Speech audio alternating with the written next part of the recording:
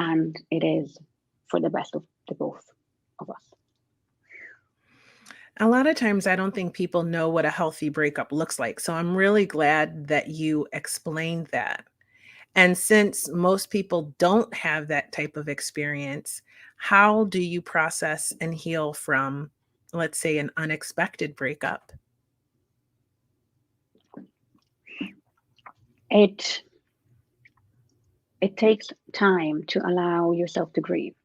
Every breakup is a loss, and even if the relationship wasn't healthy, and on some level you knew that, and no relationship ends out of the blue. It's not, breakups don't happen because everything was great, we were both so happy, so connected, and everything was great, and then suddenly he leaves. That it doesn't happen like this. Like, the breakup happened because there was a fault in the system, the relationship was broken. We just didn't deal with it, we didn't repair it, we pretended it wasn't there, we brushed it under the rug, and then eventually we tripped over it. It's never that it comes out of the blue. So it's reflecting on that that's going to help us eventually recover from it. But it's really, really important to allow ourselves to grieve, because we can't move over something that we don't allow ourselves to feel. And breakups hurt, even when you know it's for the best. Even when I knew my divorce was for the best and the relationship with the abusive relationship was for the best, it hurt. And the time to allow ourselves to feel the pain, the loss of the dream, because we hoped, it's not just the person in the breakup, it's what we hope will happen in the next 5, 10 years. It's the dreams for the future that we're grieving. There's a lot to process, and allowing yourself to process. With that, this is no novelty with me. It is no contact. We can't be getting over someone while still chatting or relying on them for emotional reassurance. We can't be, breaking up and crying to them that, oh, I miss you. It's almost impossible. I love that you said that. I once had a guy tell me, because he broke up with me, right?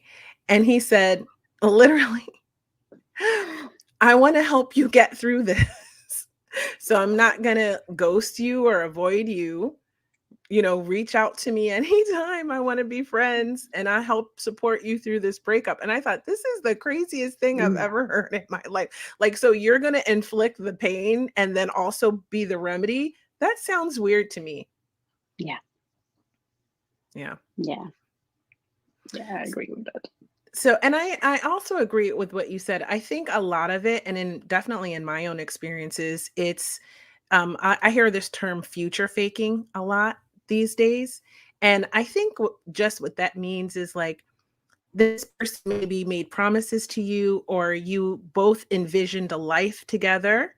And now, when you're going through the breakup, like you said, that dream, that vision of that shared future is no more. And I think a lot Hmm. of people don't realize how much grief that can cause. It's like, I once read when I was going through my first divorce when I was young, that a divorce was like a death, and you had to Hmm. mourn it as if it was like a death, but it's almost worse because the person is Yeah, still alive, you yeah, know?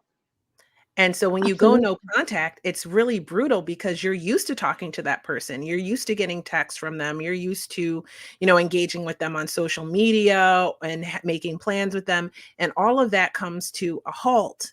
Hmm. And then you just have to go through your process. So, is there a process that, like steps that we can take to move through to heal from a breakup?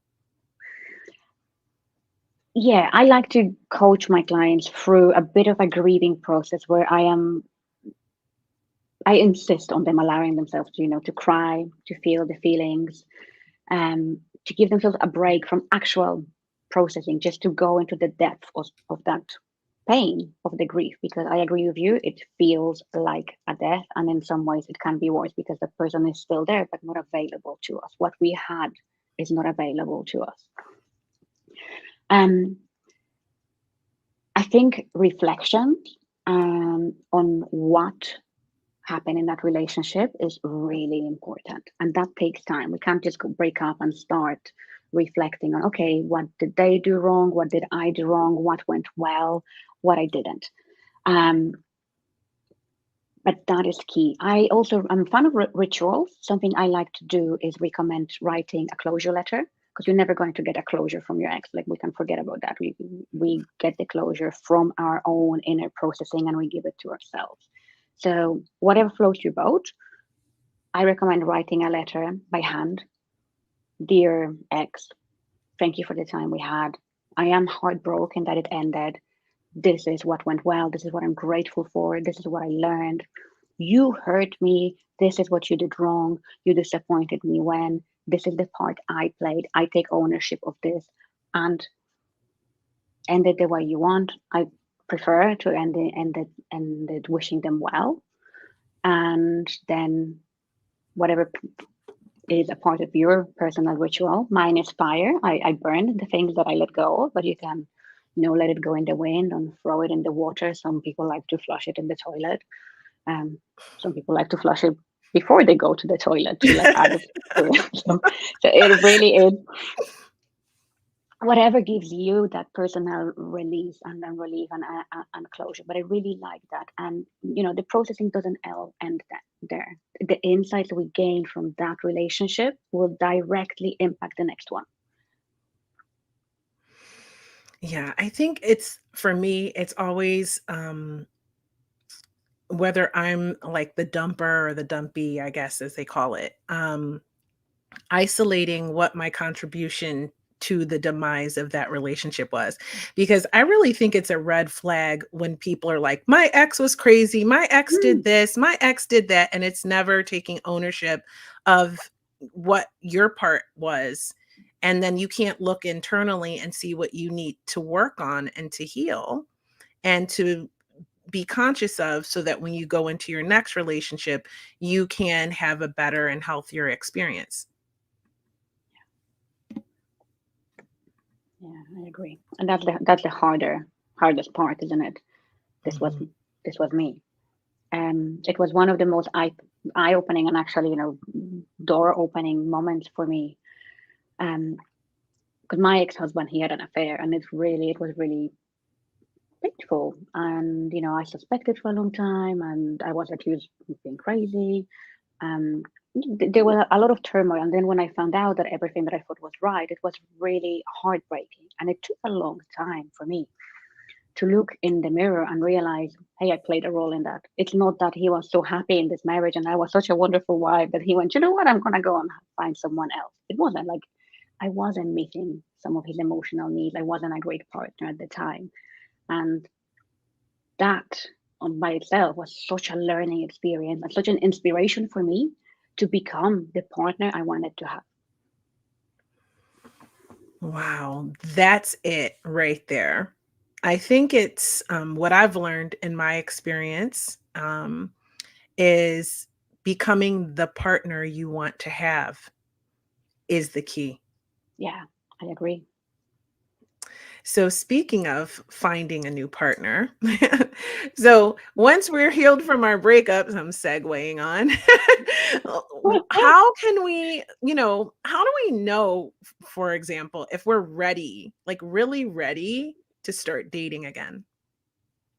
um, I don't think we ever know that we're fully ready. That kind of, I want to mention this because if we always have that, that goalpost that, oh, one day I'll just know that we're ready, probably not. We'll probably start dating while we're still thinking about all the other relationships or the last breakup. We'll go from part of time where we will be still comparing the new person to the last person. I think that's entirely natural. And if we can accept it, it's actually easier to move on. Life isn't black and white. There's not a destination to reach, and then we can do something else. We need to learn to navigate the emotions. Oh, I noticed that I'm comparing. I noticed that I still had a thought. I noticed that I wanted to check their social media or something, and be in charge of that response. Decide how I want to act, what's congruent with what I want to achieve.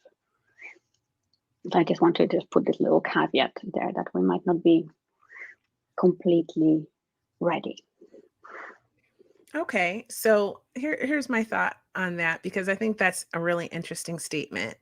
So is I know that there must be some difference between being out of a relationship for like 1 week and being out of a relationship for like a year before you date again. Is it better to wait and give yourself time to be single? Or is it, since you'll never be fully ready, does it matter if you're just like meet someone the next week and you're like on to that guy or girl or lady? That that would depend on quite a bit of nuance. So what is that new relationship doing? Like, from what place are we dating? If someone is dating to stop feeling, to just, oh, like, I just can't stay with the pain. I don't want to deal with the feelings that I'm experiencing. I need to transfer all this onto another person quickly so that I can end this chapter. That is too soon. Then that is too soon. But if we've done, we've given ourselves closure, we know the part we played, we've gained all the insights and reflections, we know what we want from a relationship, we gained clarity of what partner we are, what partner we want to be, what are our relationship needs. And then we start dating, and then we still have, oh, no, I wonder what he's doing or what she's doing. That's okay. But if we're dating to, as a wound, as a cover up, or as a distraction, as an escape, too soon. That's good to know. That's a good distinction to have. So I noticed that there's this trend called open casting dating.